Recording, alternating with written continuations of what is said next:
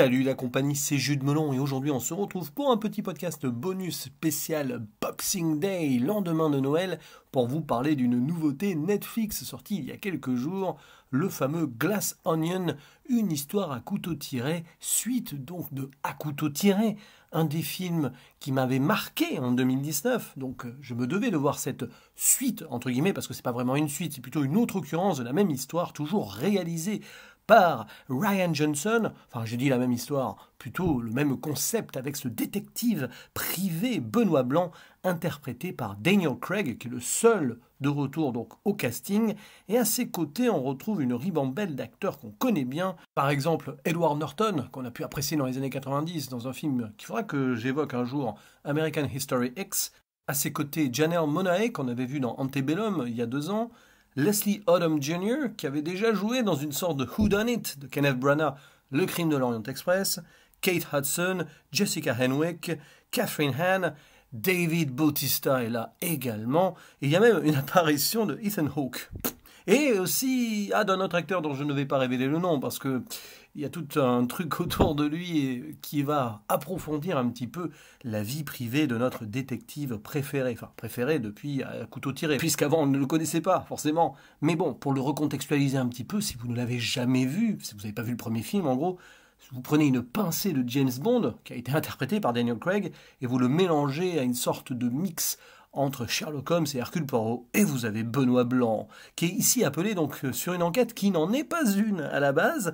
Alors pour contextualiser un petit peu, nous avons un milliardaire qui est joué par Edward Norton, qui est une sorte de Elon Musk, qui va appeler à lui, sur son île privée en Grèce, tout son entourage plus ou moins professionnel, afin de les inviter à une sorte de murder party et d'enquêter donc sur son meurtre, entre guillemets. Enfin, voilà, il va mettre en scène sa disparition tragique et après, chacun devra résoudre l'enquête.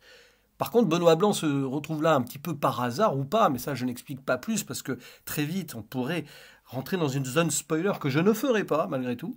Et il va se passer des choses, évidemment, qui vont dépasser un peu tout le monde, y compris notre fin limier, qui va se retrouver face à une situation un peu complexe, avec des retournements, des surprises. C'est parfois un peu tiré par les cheveux, plutôt qu'à couteau tiré, mais bon, nous allons y revenir, avec évidemment un fond social important, puisque nous avons ici un groupe de riches qui sont tous en mode influenceurs de la société ou influenceurs tout court, voire même des perturbateurs, si on reprend les mots du maître de cérémonie.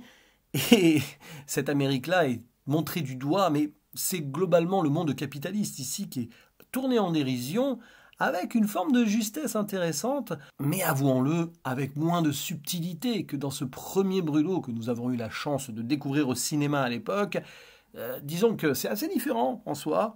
Il n'y a guère que le personnage de Benoît Blanc et son charisme qu'on retrouve ici, dans un contexte, certes, quand même, toujours haute classe, avec des gens qui se tirent dans les pattes, avec des histoires d'argent, ou ici plutôt de brevets, de propriété intellectuelle, j'en dis pas plus, mais des gens qui gravitent autour du milliardaire, tout simplement pour avoir une place dans la haute sphère et tirer profit de son aura. Voilà. Alors c'est moins familial que le premier, c'est moins traditionnel peut-être, mais on a toujours cette ambiance à la Agatha Christie, et puis évidemment Sherlock Holmes, Conan Doyle, et j'en passe. Alors, mon ressenti sur ce film est un petit peu particulier, parce que j'ai globalement apprécié, jusqu'au final qui m'a rappelé quelques souvenirs très moyens vécus au cinéma cette année, autrement dit Sans filtre, l'un des pires longs métrages que j'ai vu en salle. Alors, il y a évidemment des parallèles qu'on peut faire, c'est juste que j'ai retrouvé sur le final une forme de paresse de conclusion en mode, allez, anarchie, on tape avant tout sur le système, oui, ok, mais ça rend, selon moi, le dénouement bien moins intense et intéressant que donc dans le premier À couteau tiré. Même si ça se justifie par rapport au propos global, qui va vraiment dans le sens de tourner en dérision les plus riches, mais aussi montrer aux spectateurs que derrière certains faux semblants se cachent surtout des personnes qui sont qui n'ont absolument aucune morale, d'où la métaphore, l'allégorie de cet oignon de verre avec ses différentes couches qu'on enlève, et quand on arrive au cœur, en fait, on se rend compte qu'on a tout vu et qu'il n'y avait pas grand-chose d'autre à voir. C'est pas un film qui va forcément vous marquer sur ces surprises, parce que ça paraît parfois artificiel. C'est un peu le souci que j'ai globalement, même si là encore ça colle parfaitement avec l'atmosphère, puisque ce sont des gens complètement loin de toute relation organique, et qui profitent de tout, donc l'artificialité elle est là, jusque dans l'intrigue. C'est assez intelligemment écrit dans ce sens-là, puisque ça retourne les codes du genre, tout en suivant certaines ficelles habituelles. Donc ça fait de ce film quelque chose d'assez original malgré tout, mais qui va peut-être moins me marquer par rapport à son propos. Alors moi j'aime bien quand on tape sur les plus riches et tout, qu'on les ridiculise, mais il faut qu'il y ait derrière un fond et quelque chose de plus important. Je trouve qu'ici finalement ça reste assez en surface, mais l'enquête se suit avec un bel intérêt parce que avant tout, et c'est ça la force en fait de ce Glass Onion, et c'est ça qui sauve le film à mes yeux, c'est que les acteurs et les actrices sont très bons. Bien sûr, Daniel Craig, qui campe parfaitement ce rôle-là, je pense qu'il s'est trouvé ici un autre petit jeu à développer au fil des années, depuis qu'il ne fait plus de James Bond. Et évidemment, Edward Norton, alors ça fait un moment que je ne l'avais pas vu aussi en forme, ça fait plaisir parce que bon, il a eu une petite traversée du désert ces dernières années, on en parlait moins, mais voilà. Puis quand même, Janelle Monáe qui est très excellente parce que son rôle prend de plus en plus d'ampleur au fur et à mesure que l'intrigue avance, alors qu'au début, bon, la voix, elle est là, on comprend quand même son intérêt ici, Enfin, je parle du protagoniste. Mais ouais, et puis Dave Bautista, il fait rire, parce que ça lui va bien, ce rôle d'influenceur youtubeur complètement américain, défenseur du port d'armes, là, et qui est sexiste, clairement misogyne. C'est bien trouvé, ça lui va bien, et il s'en amuse. D'ailleurs, c'est intéressant, cette brochette de personnages qui sont tous avec leurs soi-disant opinions, ambitions, mais derrière, c'est surtout pour leur gueule que ça fonctionne, à l'image de cette gouverneur libéral là, du Connecticut, qui... En fait, voilà. Donc oui, c'est un film qui se laisse regarder avec plaisir, en mode divertissement, plus que se creuser l'esprit et voir de la profondeur derrière.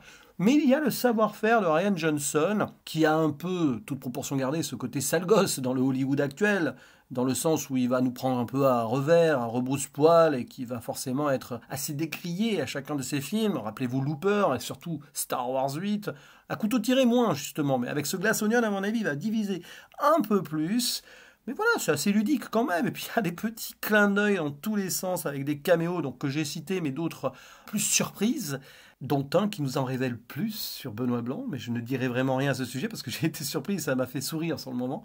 Et bon, il y a toute une histoire aussi avec un truc de piment d'un acteur, j'ai oublié le nom, je crois que c'est Jeremy Renner. Il y a le cocktail de Jared Leto. Tout ça, alors, ça paraît complètement anecdotique, mais ça va avoir son importance quand même dans le dénouement. Ok, pourquoi pas. Et rajoutons à cela quand même un très beau décor de cette propriété, de cette tour oignon de verre avec ces statues justement de verre à l'intérieur, la Joconde qui est là aussi, tout ce jeu sur la période Covid, au début du film surtout parce qu'après ça ne dure pas trop, voilà, il y a plein de petits machins comme ça qui va rendre le visionnage intéressant même si parfois on sent que ça peut s'enliser un brin dans l'intrigue. Donc ouais, c'est un bon petit film de fin d'année. Alors évidemment, je ne vais pas dire que je suis déçu et que j'en attendais plus. C'est pas parce que le premier à couteau tiré m'a beaucoup marqué que celui-ci, ça allait en être de même. Mais ça reste, voilà, plutôt correct. Et même réussi dans son ton, puisque ça s'assume jusqu'au bout. Ça va vraiment à fond dans le délire. Donc pourquoi pas. Après, moi, je suis moins marqué ici, peut-être, par cette ambiance-là que je ne l'étais pour le premier. Et on verra bien ce qu'il nous fera par la suite, parce qu'un Knives Out 3 est déjà prévu. Et à mon avis, on est parti pour avoir une belle série à ce niveau-là, parce que si Daniel Craig se fait plaisir, si Rian Johnson a signé un beau contrat en or, il n'y a pas de raison que ça s'arrête là. Mais bon, ça, on verra bien. Bref, à vous la parole, désormais, en commentaire, on en discutera avec plaisir. Si vous avez détesté, si vous avez aimé, je pense quand même qu'ici, il y aura plus de débats que sur le premier film qui, globalement, avait quand même été vraiment bien reçu. Sur ce, je vous laisse en vous souhaitant une bonne fin d'année, mais attention, le contenu sur ma chaîne reste très très chargé ces prochains jours. Je vous dis à la prochaine. Ciao.